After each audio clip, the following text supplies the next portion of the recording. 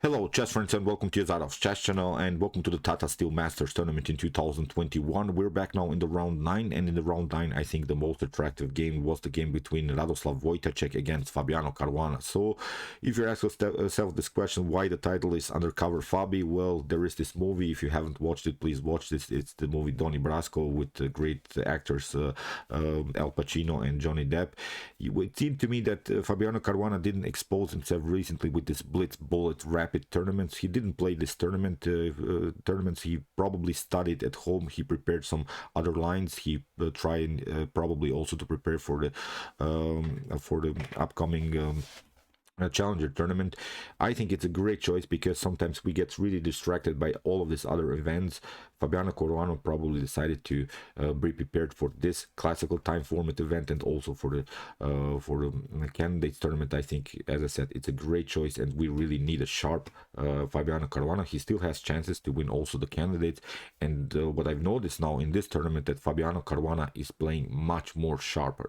That's, I think, a great Caruana now with his great positional understanding, and now with his improved tactical and really sharp skills, he can be really a world championship challenger, a new world championship challenger again, and that's the Fabi we love. That's the Fabi really that we need. So let's check out now the game. It was a very interesting King's Indian, and that's what I meant also. Fabiano Caruana played many times the Queen's Gambit declined, the Queen's Indian, the really healthy normal responses to d4, but in this game he chose to play the King's Indian, and I'm not sure when I've seen Fabiano Caruana playing the King's Indian for the last time. So let's check out now the game. c4 played by Wojtaszek. We have knight f6, knight f3, d6, d4. Still many things can happen. This is really flexible setup by both sides. We can play c5, also white can go with g3, but here we're going into classical systems with g6, knight to c3, bishop to g7, and now after move e4 we have really the normal King's Indian setup. Here castling played by Caruana, and now bishop to e2, e5. There is now this line after castling. You could go knight to c6, then you're going probably into the orthodox or classical line of the King's Indian, and then you can play knight to e7. White can try maybe the bayonet attack, can also try some other ideas, but here Fabiano played after the move castling. He didn't play the move knight to c6, which is really one of the most natural responses. He played the move bishop to g4. What he realized, and what's the idea about this move, is that we can play on a bad bishop strategy, and the bad bishop strategy is when we give up maybe one of our bishops against the knight, and then our opponent is continuing the game, well, with not such a great bishop. And that's the whole point about this bishop to g4 idea. First of all, this bishop is attacking the knight, and the knight is also attacking the center of the board. So if you advance the pawn on d5 here, then we can play bishop to f3, and you see now this bishop is really blocked out further by these two pawns in the center, e4, d5, and because the pawn structure is blocked, I'm not sure how you're gonna improve this position of this bishop. One of the main strategical goals for black would be here to get rid of the dark square bishops, because the bad bishop of blacks is of course the dark square bishop, and then continue maybe the game with two knights versus a knight and a bishop. So that's one of the strategies that can be applied here.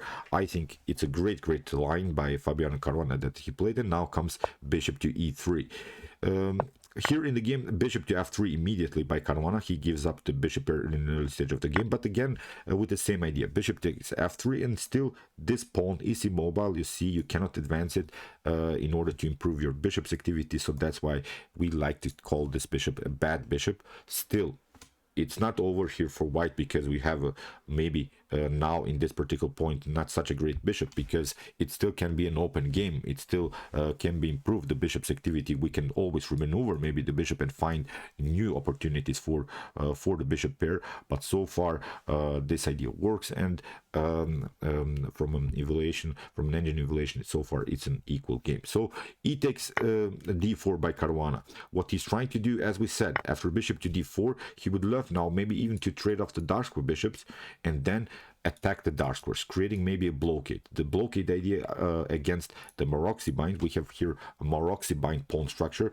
What we're trying to do is never allow these two pawns to advance and improve the light square bishop's activity. So that's why one of the positional trade of pieces that you can play here is trade off the dark square bishops and play on blockade ideas. Maybe knight to d7, knight to e5, and then maybe something like knight to a6, knight to c5. These are the two squares that we're trying to occupy, and then cement our knight further with potential g5 moves and maybe a5 moves. If we cement our knight on c5 and e5, then this knight cannot be kicked away by pawn moves with f4 or b4. So this is really how you try to play this game from black's perspective. In the game, Wojtaszek, after the move knight to c6, we have bishop to e3. Fabiano plays rook to e8, attacks further the weak e4 pawn. We have queen to d2, and now comes this idea knight to d7. Now it's really time to attack the dark squares on the board. There are many dark squares that we can attack, especially here. First of all, this dark squares on e5 and c5 are squares on our side of the board. But if the position allows it, it's really time then to attack the dark squares on the other side of the board. So that's also now a strategical goal here from black's perspective. Rook from a to d1. We have bishop to c3, which is really the suggested move by the engine, and it's probably part of Fabiano Caruana's preparation, because we got rid now of the key defender of the pawn on e4. And here, after queen to c4, queen takes c3, you don't want to take, of course, queen takes c3, then you have three weak pawns. So that's why after queen to c3, we can now play queen to f6, again with the same strategical goal. We are training off more pieces in order to occupy our e5 and c5 ideas. So here in the game, queen to c1. If you try here something like rook to c1 to protect the queen, we will simply take rook takes c3, and now knight to c5 comes again with the same goal. We're attacking the pawn on e4. If you take bishop takes c5, the d takes c5, and you see now we have a perfect, really perfect, such a great square here for the knight. That's what I meant. We're attacking simply the dark squares, and the bishop's activity hasn't improved here. That's the most important thing to realize. Our knight on d4 would be the so-called octopus knight that cannot be kicked away by any other minor piece on the board. So you see, this strategical goal would really work here for black. So after move queen to c1, this move queen to f6 was really a great move, because it forces now the queen to go onto on a passive square. The queen to c1 move is not really where you want to have your queen on the board. And now Fabiano Caruana again trying to attack the dark squares. If you take, again, nothing has changed here, even with the queens on the board. D takes c5, and then knight to d4 would be really our main goal. What Fabiano Caruana has, of course, to take care of are the dark square problems in front of the king, that we really have to notice that if the queen leaves the protection of the king, then we could try something like bishop to h6 and trying to somehow sneak in with our queen and deliver checkmate. So, but still, we can notice that this bishop is really bad. e5 is not a possibility in order to improve the bishop's activity, because then you're inviting your opponent's knight into the game. So here, after the move of knight to c5, here we have queen to b1. Here, Wojtaszek is probably preparing the move b4, and queen to e6 played by Caruana, maybe a5, slightly more accurate, which is the move suggested by the engine. That was our goal, as we said. We want to play knight to c5 and knight to e5, and cementing our knights on these two squares, but also support the protection of this knight, because now the serious threat is the move b4. So after the move queen to e6, here rook from f to e1. If you try here b4, it's not possible so far, because you get knight to e4.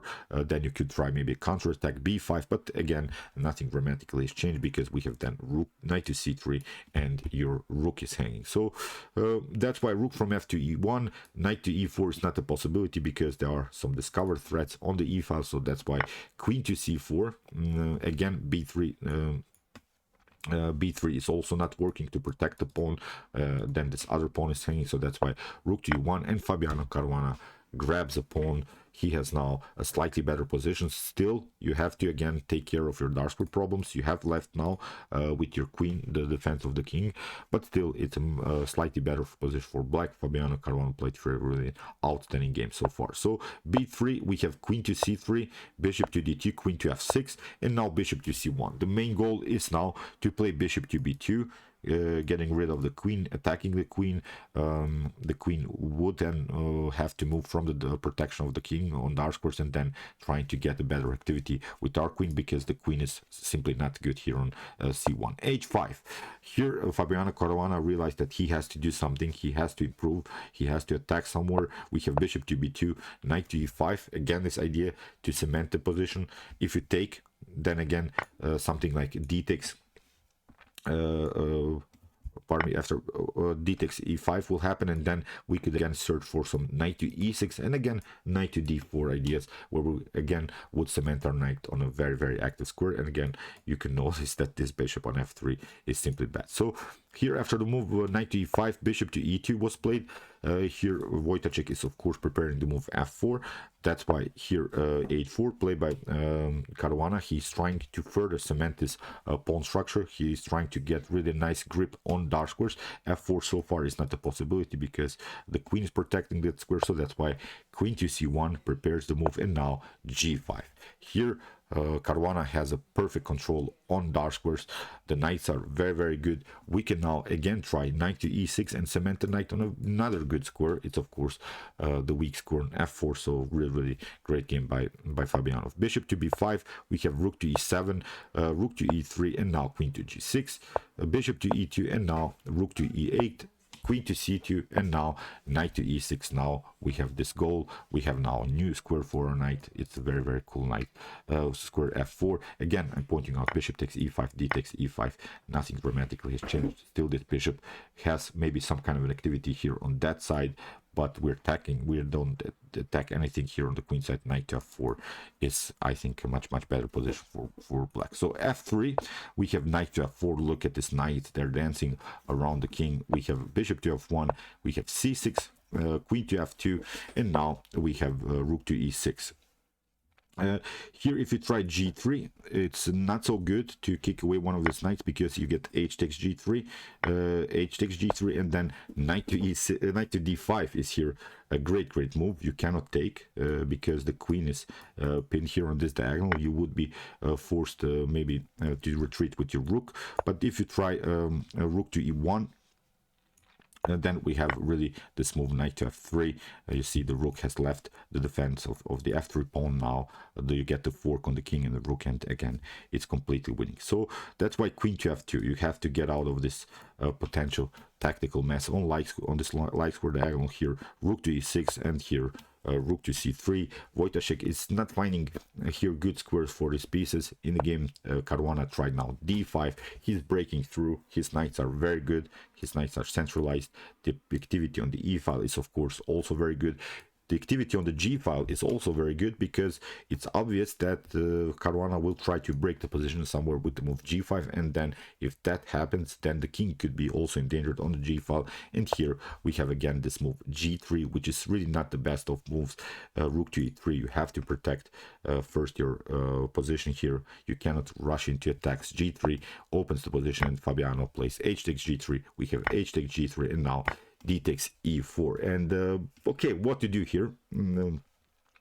Here from black's perspective, the best move here is to simply take f takes e4. Then the knight is attacked, because you cannot take queen takes pardon me. Here after f takes e4,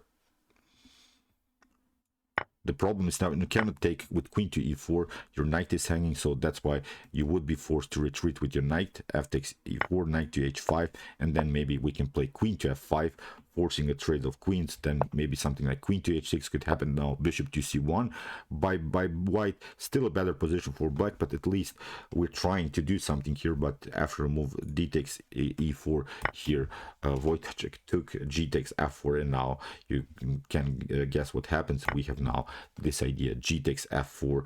The g file is open. You have to protect with your queen, but now we have e takes f3. Great move by Caruana. Rook, queen to g6, rook to g6.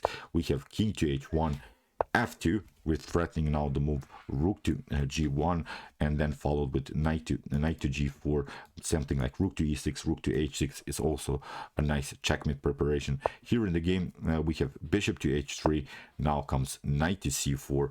A great move by Fabiano Caruana. He opens the e file because first of all the bishop is hanging. You have maybe this move bishop to c1, but then you get rook to e1 and it's game over. This f2 pawn is very important in the attack.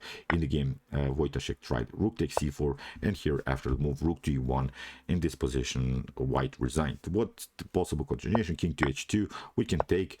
If we try maybe to take out here the rooks, we can simply play rook to g1 again. Here rook takes d1, rook takes d1, and you cannot protect anymore the f1 square. If you try with your king, then simply promote. You're forced to give up another piece for the rook, and then for the pawn, and then we're going into an endgame where of course black is much better. So incredible game. Great opening prep here by Fabiano Caruana. I really love this game. Great King's Indian structure, great positional understanding, great blockade on dark squares, and then in the end great tactics. Really beautiful game by Fabiano Caruana. And with this game Fabiano Caruana has equalized with other players on the first place. We'll come also to the part will show the current standings in this tournament, but so far a great performance by Fabiano Caruana. Really, that's the Caruana that we need now also in the continuation of the tournament. And still I think Caruana has to play against Alireza Firouzja and also against Magnus Carlsen. This will be, I think, a great continuation of this very nice tournament. So okay, I hope that you enjoyed this game. If you want to see more games from this tournament, check out my coverage so far. Here's the link. And if you want to see maybe the best chess games of all times, check out my best chess games of all time series playlist. Here's also the link. And if you like this content, you can also subscribe to my channel. See you soon with some more videos, and chess is the best, of course.